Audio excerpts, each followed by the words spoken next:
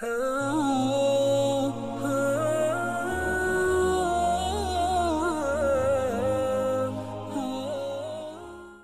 بلغراد۔ سلیم اول کے آخری دور حکومت میں سلطنت عثمانیہ اور سلطنت ہنگری کے درمیان آویزش پیدا ہو گئی تھی اور سرحدی علاقے میں برابر چھوٹی چھوٹی لڑائیاں ہوتی رہتی تھیں۔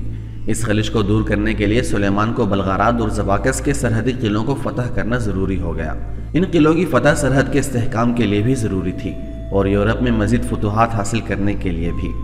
چنانچہ سلیمان نے ہنگری کے بادشاہ لوئی ثانی کے پاس اپنے سفیر بھیجے اور اس سے خراج کا مطالبہ کیا۔ لوئی نے اس مطالبے کے جواب میں عثمانی سفیروں کو قتل کرا دیا۔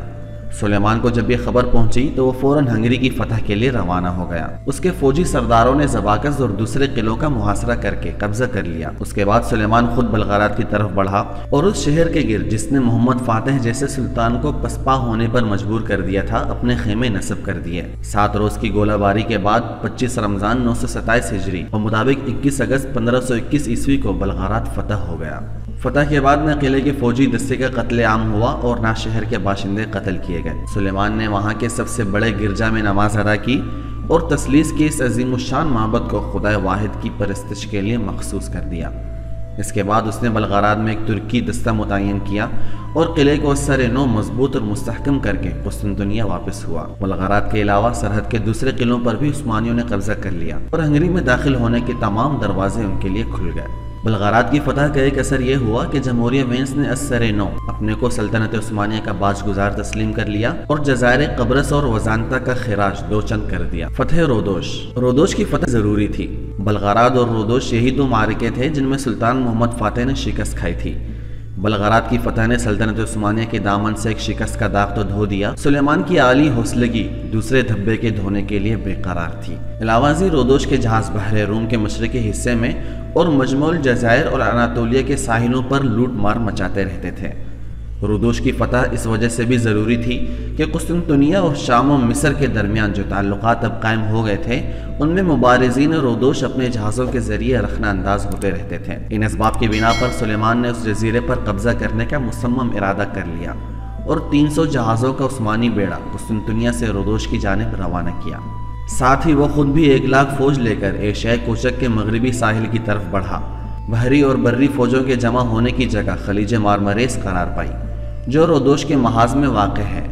4 رمضان 928 ہجری بمطابق 28 جولائی 1522 عیسوی کو سلطان رودوش کے ساحل پر اترے اور 8 رمضان 928 ہجری بمطابق 1 اگست 1528 عیسوی کو رودوش کا محاصرہ شروع ہوا جو تقریباً 5 ماہ تک جاری رہا۔ رودوش کے راہب مبارزین نے نہایت شجاعت کے ساتھ مدافعت کی لیکن محاصرین کی قوت سے مجبور ہو کر بالآخر انہیں 6 صفر 929 ہجری بمطابق 25 دسمبر 1522 عیسوی کو ہتھیار ڈال دینے پڑے۔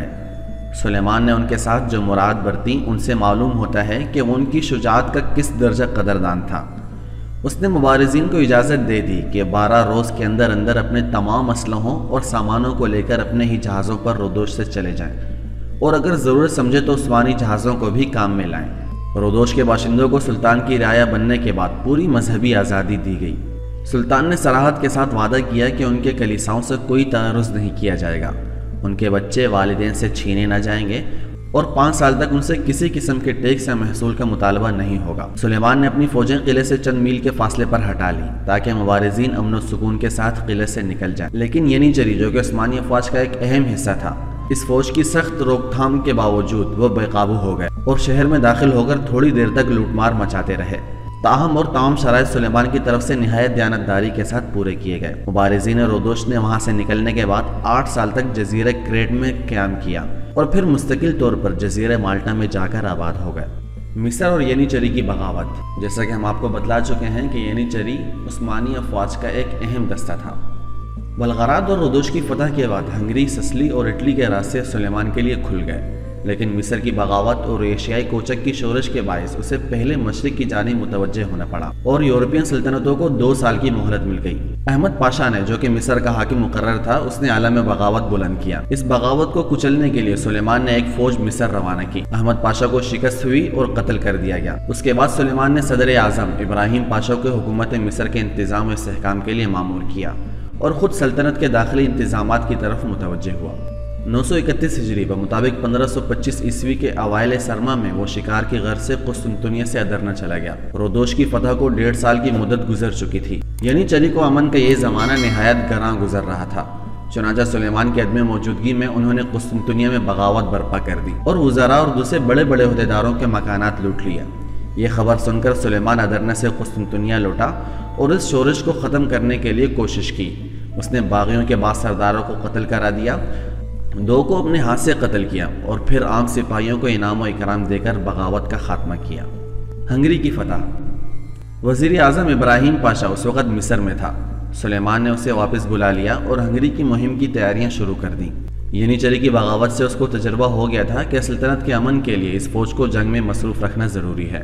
بلغراد کی فتح کے بعد سے اگرچہ کوئی بڑی جنگ ہنگری کے ساتھ پیش نہیں آئی تھی، تاہم چھوٹی چھوٹی لڑائیوں کا سلسلہ قائم تھا۔ الاوازی فرانسیس اول شاہ فرانس نے سلیمان سے ہنگری پر حملہ کرنے کی استدعا کی تاکہ چارلس پنجم کو اپنی توجہ فرانس سے ہٹا کر ہنگری کی جانب مبذول کرنی پڑے، جس کی سرحد آسٹریا سے ملی ہوئی تھی۔ پھر اسی زمانے میں شاہ ایران نے شہنشاہ چارلس پنجم اور شاہ ہنگری کے ساتھ سلطنت عثمانیہ کے خلاف ایک جارحانہ اور مدافعانہ اتحاد قائم کرنے کی کوشش کی۔ ان وجوہ سے سلیمان نے ہنگری پر حملہ کرنے کا فیصلہ کر لیا۔ 1,00,000 فوج اور 300 توپوں کے ساتھ روانہ ہوا۔